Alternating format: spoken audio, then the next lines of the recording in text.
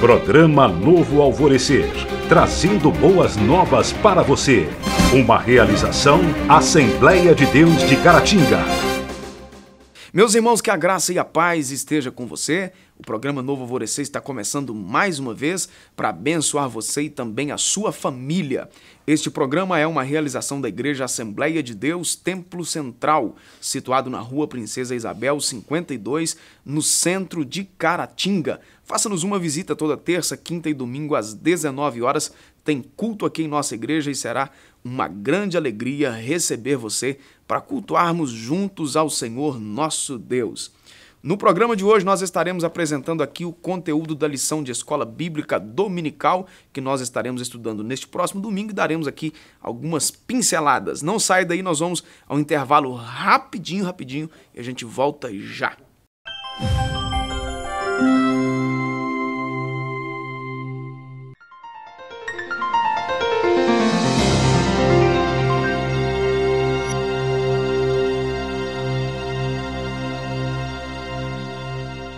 De volta com o programa Novo Alvorecer, hoje aqui comigo no estúdio, pastor Saulo Sabino. Deus te abençoe, pastor, obrigado mais uma vez. A lição que nós estaremos estudando hoje, lição de número 8, que estaremos ministrando na igreja nesse próximo domingo, dia 20 de agosto. O tema é a Igreja de Cristo. O texto áudio da nossa lição, Mateus capítulo 18, versículo 20, porque onde estiverem 2 ou 3 reunidos em meu nome, aí estou eu no meio deles. Esse texto é bem conhecido, né? Bem conhecido. A verdade prática, cremos na igreja, que é o corpo de Cristo, una, santa e universal assembleia dos fiéis, remidos de todas as eras e todos os lugares. Nós estaremos trabalhando aí a lição baseada no texto de Paulo, na sua primeira carta aos Coríntios, do capítulo de número 12. Aí tem alguns versículos, eu quero recomendar aí para quem não está muito familiarizado com o assunto, aí leia o capítulo todo que vai ficar fácil para você entender, tá certo? Então nós vamos trabalhar, pastor Saulo, a respeito da Igreja Santa do Senhor Jesus. O autor começa aqui na tradução dizendo que a descida do Espírito Santo no dia do Pentecoste marcou o início da jornada da igreja e vemos o seu final glorioso, né, da história humana em Apocalipse. Todos nós fazemos parte dessa história. E aí, nesse presente estudo, iremos descrever a Igreja de Cristo como o corpo de Cristo. Veremos o que significa isso e quais os elementos que a identifica como a Igreja de Cristo ou uma igreja. Nós aprendemos que a igreja ela sempre existiu, né, no plano de Deus. Desde a eternidade já existia a igreja. Agora, ela vai iniciar a sua jornada histórica, né, justamente no Pentecoste, quando a partir de então a igreja vai estar se destacando e sendo revelada ao mundo de uma maneira mais conhecida, né? Pode-se dizer que o que viveu Israel no Antigo Testamento, lá com o tabernáculo, com o templo e tal, seria um protótipo do que seria a igreja a partir de Atos 2? De certa forma, sim. Apesar de que a igreja em si, ela difere, né, de Israel. Ela tem muitos pontos que ela vai diferir de Israel. Por exemplo, Israel era somente a mesma forma de cultuar a Deus ali no tabernáculo para os judeus. Se alguém quisesse cultuar, teria que se tornar um judeu por algum processo, né, de um ritual. Agora, a igreja, ela já havia, já existia no propósito de Deus, porque ela iria congregar e agregar, né, todas as pessoas de qualquer etnia, qualquer nação, todos os povos. E a própria forma de Deus trabalhar com a igreja se difere um pouco de Israel. Apesar de Israel ser o povo de Deus e a igreja também ser povo de Deus, mas o projeto de Deus é diferenciado dentro da própria... de uma era para outra, né? Dentro do propósito da igreja é diferente dos propósitos de Israel. Apesar que Israel já apontava para a igreja. Algumas liturgias que havia no culto a Deus em Israel já apontava para o nascimento da própria igreja, né? O cordeiro que já estava apontando para Jesus e por aí vai. Aí vamos lá então, para nós continuarmos aí e fazermos aí uma definição melhor. O termo grego para igreja é eclesia ou eclésia, eclesia, né? Eclesia. que significa literalmente chamado para fora. E o que seria esse sentido então de chamado para fora? Fora de quê? O sentido mais aceito, né, na tradução da palavra é ser chamado do mundo, tirado do mundo, para fora do mundo, né? Portanto, a igreja em si, chamar, convocar, como está aí na revista, a igreja em si, a igreja do Senhor Jesus é aquele povo que saiu do mundo, que foi tirado do mundo, para fora do mundo, para formar um povo à parte, né?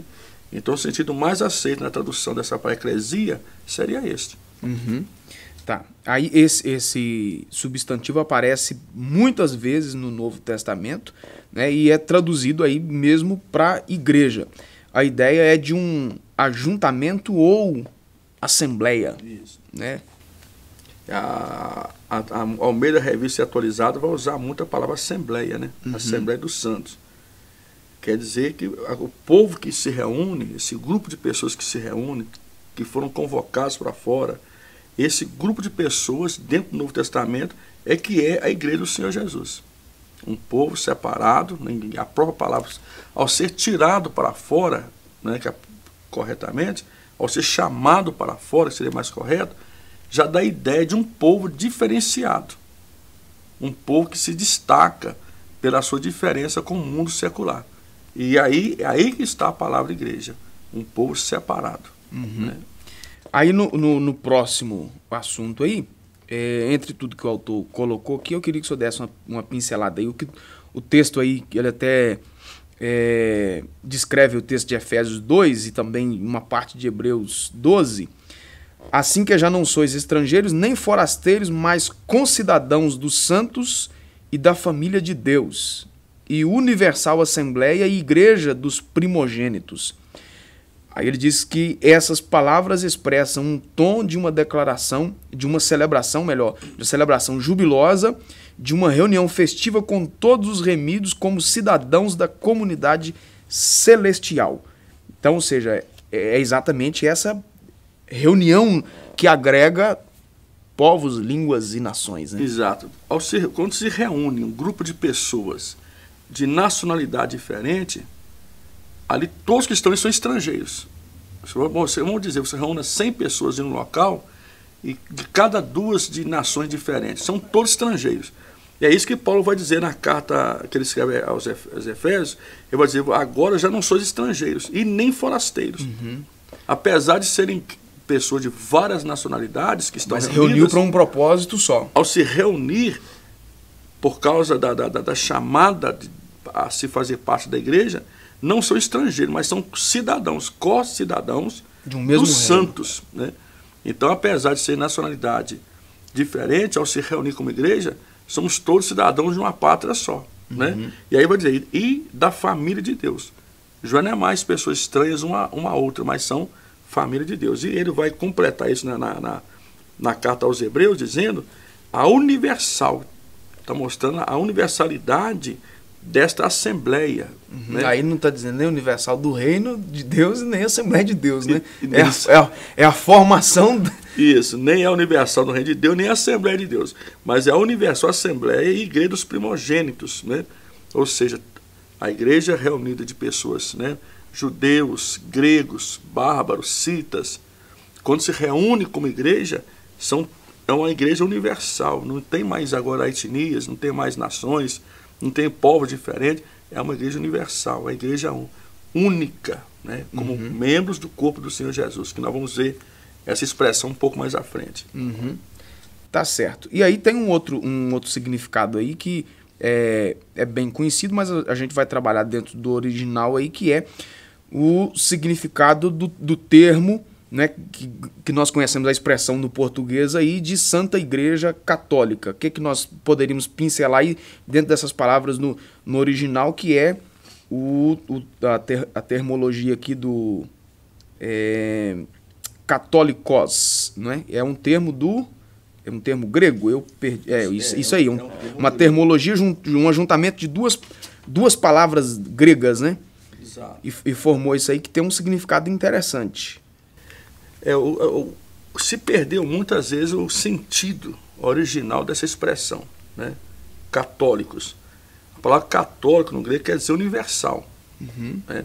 E ela vai estar designando justamente a igreja do Senhor que está espalhada em toda a terra. A igreja que aí já não é mais uma igreja que não é uma denominação, nome. Né? É uma igreja que não tem nome, não tem placa, não é uma denominação mais, mas a igreja dos remidos, a igreja como corpo do Senhor Jesus, e que está espalhada em toda a face da terra. Nós sabemos, vamos ver na revista aqui, foi Inácio, que era bispo de Antioquia, que cunhou essa palavra. É ele que aplicou essa palavra, empregou essa palavra pela primeira vez sobre a igreja de Jesus. Que ele vai compreender, quando se lê a história da igreja, ele vai compreender que a igreja de Jesus não estava restrita a uma região somente, né? Como dizer, lá na Antioquia ou em Roma, mas era a igreja que estava espalhada em toda a face da terra. Aí ele vai aplicar a palavra católica ou a igreja universal. A igreja do Senhor Jesus, ela é santa e ela é universal. É essa a aplicação da palavra. Não está dizendo aqui justamente de uma igreja em si.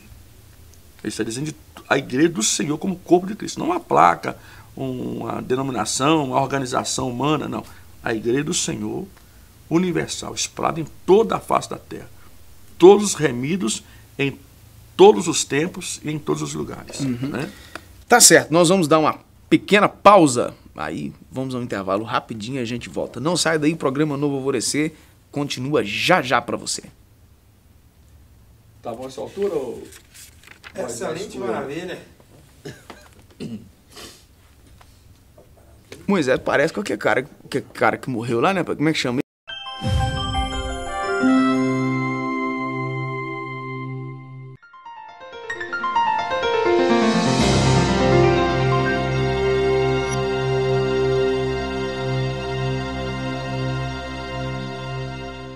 Continuando o programa Novo Alvorecer, e aí o nosso assunto agora para o segundo tópico da nossa lição, pastor Saulo, nós tratamos aí das termologias, né, do que é a igreja, e enfim, demos uma pequena pincelada no assunto. Aí nós vamos ver agora alguns elementos que identifica a igreja como igreja, né? Afinal, o que é a igreja? Aí o autor vai especificar aqui alguns termos aqui e eu vou deixar o senhor trabalhar aí dentro desse assunto. Aí num português mais claro, o que seria aí, sem os termos aí de original e por aí, o que a gente poderia descrever? Aí no sentido, para a gente ter na nossa linguagem, né, para a gente entender o que está na revista, é toda a congregação ou assembleia que se reúne em torno do nome do Senhor Jesus, né, professando Ele como Senhor e Salvador, e que está aberta a todas as pessoas. E esta igreja, para que ela seja, afinal, a igreja do Senhor, ela vai incluir o batismo e a ceia. É algo que nós vamos estar tratando melhor no outro ponto. Na sequência aí. Na sequência. Agora é interessante que a igreja, para nós entendermos o que realmente é a igreja, ela deve ser uma congregação, uma assembleia que se reúne em nome do Senhor Jesus e que também preza pelos ensinos do Senhor Jesus. Porque não é só reunir... Nós estamos aqui no nome de Jesus, mas e aí? Esse deve ser o cuidado. Porque às vezes se reúnem em nome de Jesus, né? Professam o nome dele publicamente como Senhor, mas não guardam o seu ensinamento. E ele vai dizer, Jesus vai falar assim, olha, vocês me chamam de Senhor e Mestre, mas não fazem o que eu vos mando. Na verdade, professa com a boca, mas o coração está bem longe. Seria então, essa a ideia. Exatamente. Então, para ser realmente a igreja de Jesus, para responder, afinal, o que é a igreja do Senhor Jesus, nós podemos dizer assim, que é uma congregação, assembleia que se reúne em todo o nome do Senhor Jesus Cristo, como Senhor e Salvador, professando nele publicamente fé, né, e também praticando os seus ensinos. Esta realmente é a igreja do Senhor Jesus. Porque às vezes nós vemos aí muitas pessoas, ou agrupamento de pessoas dizendo que serve a ele, mas não... Nos moldes dele, né? Não nos moldes dele. Então automaticamente não é a igreja do Senhor Jesus. Porque a igreja dele é isto. Que obedece. E defendem os seus ensinos e vivem os seus ensinos. E aberta a qualquer pessoa, né, pastor? Essa ideia aí de que a igreja é para um grupo seleto de pessoas e tal, e gente com esse ou com aquele defeito não pode ir na igreja, isso é conversa, né? Ela está aberta a todas as pessoas que queiram fazer parte dela e se adaptar aos ensinos de Jesus. Isso é importante. Porque ao estar aberta a todas as pessoas que queiram fazer parte dela, não quer dizer também que a pessoa vai vir com seus conceitos, né, ou com seus vícios e permanecer como está. Ela é aberta a todas as pessoas para vir fazer parte dela, mas se adaptar aos ensinamentos de Jesus, que é o Senhor da igreja. Uhum.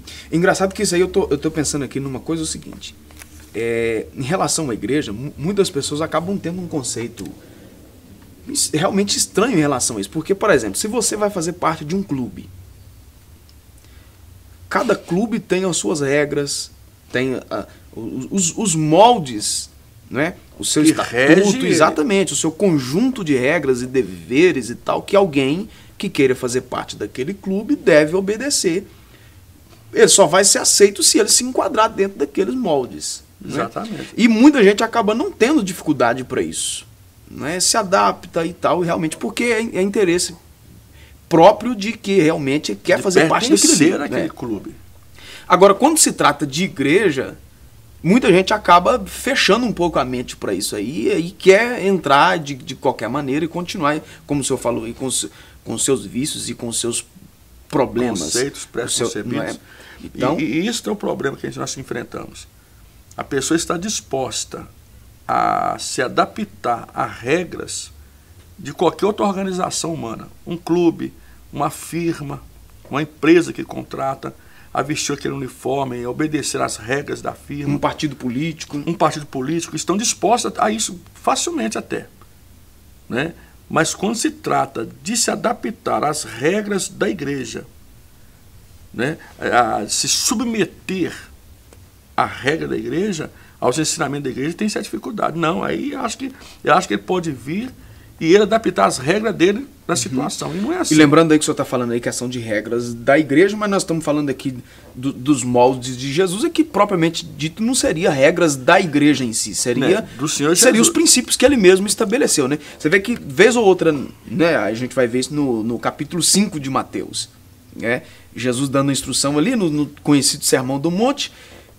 O tanto é que Jesus queria que o povo adaptasse a um novo conjunto de princípios, é que ele vai dizer vez ou outra, olha, ouviste o que foi dito pelos antigos. Aí ele expressava o que era isso, olho por olho e tal, e por aí vai. Aí ele falava na sequência, eu, porém, digo a vocês. Então quer dizer que tinha uma regra diferente, mas tinha. Tinha. Né? Quando nós dizemos que a igreja, ela se reúne em torno do nome de Jesus e o professa como Senhor, o que implica isso? Confessar Jesus como Senhor. Aí você tem que estar disposto a se submeter ao senhorio dele, uhum. Às ordenanças dele, à exigência dele para fazer parte então desta igreja, de uma vida santa, de uma vida pautada pelos princípios dele, de Cristo. Aí você já vai entender que a igreja, nós como membro da igreja, nós temos direitos como membro da igreja, a igreja universal. Temos direito de salvação, direito de ser cheio do Espírito Santo, direito de ter o nome escrito no livro da vida, isso é direito. Mas também temos deveres para com esta igreja, de uma vida correspondente também. E é isso que às vezes as pessoas não compreendem. Acham que a igreja está com as portas abertas para todas as pessoas e vir do jeito que está e ficar do jeito que está. E aí não corresponde à realidade. Uhum. Né? Vamos lá, aí o próximo aí, entre essas ordenanças, estão duas aí, né? Que é a questão do batismo, né? E da ceia. E da ceia. E aí, como é que fica? Porque há também, né, no tempo da modernidade, né? Há tanta gente querendo viver, acha que isso não tem importância. E aí, voltando, aí podemos estudando esse tópico agora, subtópico, e entender o tópico anterior. O que é a igreja? A pessoa, às vezes, hoje quer fazer parte da igreja, mas ele não quer se submeter às duas ordenanças de Jesus concernentes à igreja, que é ser batizado em nome do Pai, do Filho e do Espírito Santo. É uma ordenança, não é uma opção, é uma ordenança de Jesus. E segundo, a ceia do Senhor. As pessoas às vezes acham que são igreja, mas não se enquadram aqui, não querem ser batizadas e nem se comprometem, né? No nosso caso, a Assembleia de Deus é mensalmente participar da ceia. Aí, sou igreja, mas sem obedecer a ordenança, não vai funcionar. Porque essas ordenanças são ordenanças que o próprio Senhor determinou para a sua igreja. E que se quer essa igreja tem que se adaptar a ela. Outra coisa é a adoração. Os crentes em Jesus se reúnem para adoração pública e coletiva. Os crentes em Jesus se reúnem. Você não pode ser igreja sem se reunir com outros membros da igreja. Essa ideia hoje dos desigrejados não se aplica verdadeiramente na igreja do Senhor. Porque aqui está, os crentes de Jesus se reúnem para adoração pública e coletiva. Em si, a igreja é um ajuntamento de pessoas que precisam se reunir para adorar. E interessante também a palavra adorar, né? Não é só nós temos associado a adoração ao louvor. A cantar, né? A cantar. Mas adoração não é cantar. A adoração está além disso, né? Reverência, vai muito além. Prostração. Adoração é servir, né? Até aí vai dizer que não há diferença entre servir e adorar, prostrar e adorar, é se submeter ao Senhor. Isso é adoração, não é apenas cantar. Se for por cantar, eu não seria um adorador, porque eu não canto, mas eu servir ao Senhor, né? Vamos aí matar esse último aqui em menos de um minuto. O último aqui é família de Deus. Não devemos confundir igreja com templo. A casa de Deus é outra coisa. E aí? A casa de Deus é o quê? Vai mostrar que nós somos uma casa espiritual, de sacerdócio santo, porque nós, quando se fala de igreja, nós temos facilidade. Vou à igreja hoje. É o templo. Você está indo no templo. Você vai na igreja hoje? É o templo. E nós não podemos confundir, apesar de ser uma norma, ou um comum até, nós usamos a expressão, mas a igreja somos nós, os crentes. E é interessante, pastor Deus, que igreja, no sentido bíblico, não é simplesmente uma pessoa separada, mas é a igreja reunida. É quando Paulo cada um como um membro, né? É como quando Paulo vai falar o que nós aprendemos aqui no texto básico da lição. A igreja com vários membros, né, reunidos, formando a igreja do Senhor Jesus. É um ajuntamento de pessoas que são igreja. Não simplesmente o templo físico, material, mas a igreja universal do Senhor, a igreja espiritual. E aí vamos ver que esse termo casa é muito utilizado na Bíblia para designar também família. E nós somos uma família, né? Por isso que nós podemos nos chamar, quando nos chamamos de irmãos. Isso aí. Porque somos uma família. Tá certo. Nós vamos aí ao último intervalo e voltamos já já para concluirmos o assunto de hoje.